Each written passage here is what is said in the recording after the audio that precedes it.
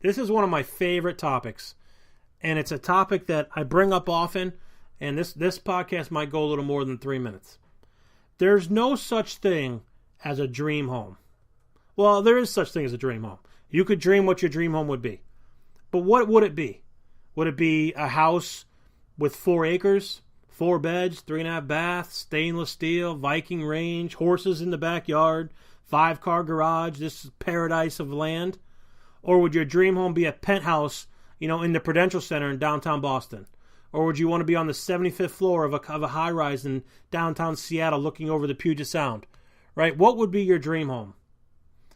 So let's break the reality a little bit, and we'll just keep it here in Boston. If you live in Boston and you want to live and you want to move and you want to stay in North Reading, Andover, North Andover, something like that, the dream home is the home that's available for the price you want at the time you're ready to buy. Right? Okay, so, for example, we want to get into a house by the school year. We want to get in before we have to, and this is a real answer, we have to get in before we file our taxes for 2018. Right? Because we don't want to have to pay the bill and show the mortgage company. So we really want to close before then. We want to be in a home before the new year. We want to be in a home before our baby's born.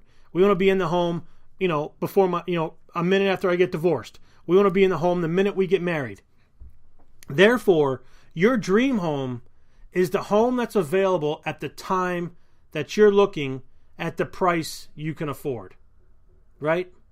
So this perfect time to buy stuff, this rates have never been lower, this, it's a buyer's market or whatever, that's all a bunch, for this podcast purpose, that's all a bunch of junk.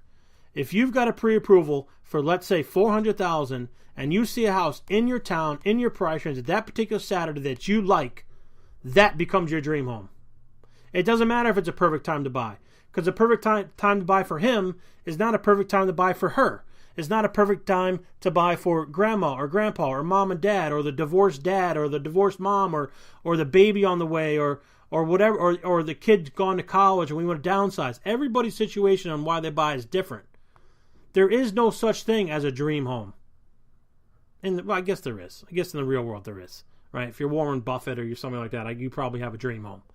But even then, they've got 7 or 8 homes. So it can't be one dream home because they've got many homes.